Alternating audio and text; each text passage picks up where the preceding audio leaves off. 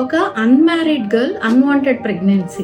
So తను వచ్చి నాతో అన్నది ఏంటంటే, నేను అబార్షన్ కోసం పపాయ తిన్నాను బట్ నాకు అబార్ట్ అవ్వలేదు. And second condition, pregnant women ఒకళ్ళు వచ్చారు. కామన్ గా అడిగే క్వశ్చన్, ప్రెగ్నెంట్ కదా బొప్పాయి పండు తినొచ్చా తినకూడదా అని. ఇంకొక అమ్మాయి ఓపిక వచ్చింది, మేడం నెక్స్ట్ వీక్ నా మ్యారేజ్ ఉంది, పీరియడ్ వచ్చేయాలని చెప్పి నేను పపాయ చాలా సార్లు తిన్నాను కానీ నాకు ఇంకా పీరియడ్ రాలేదు అని. సో ఇక్కడ మనం తెలుసుకోవాల్సింది ఏంటంటే, బొప్పాయి తింటే పీరియడ్ రాదు, బొప్పాయి తినడం వలన బ్లీడింగ్ అవ్వదు అలా అనుకుంటే అది చాలా మిస్కన్సెప్షన్ అన్నమాట. ప్రెగ్నెంట్ ఉమెన్ ని తీసుకుంటే రా పపాయ అంటే పండకుండా ఉండే బొప్పాయి పండుని అవాయిడ్ చేయండి. పండిన బొప్పాయిని మోడరేట్ అమౌంట్స్ లో తీసుకోవటం వలన బెనిఫిట్ ఉంటుంది. సో పీరియడ్స్ వాటికి సంబంధించి కానీ లేకపోతే ప్రెగ్నెన్సీ వద్దు అబార్షన్ కోసం పపాయ తినడం వలన దాని వలన అబార్ట్ అవ్వదు, పీరియడ్స్ రావు, అలాంటి ప్రాబ్లమ్స్ ఏమైనా ఉంటే డెఫినెట్ గా గైనకాలజిస్ట్ ని కన్సల్ట్ చేయండి. వాళ్ళు మీకు ఏది అవసరం అది సజెస్ట్ చేస్తారు. I think this information is helpful. Thank you.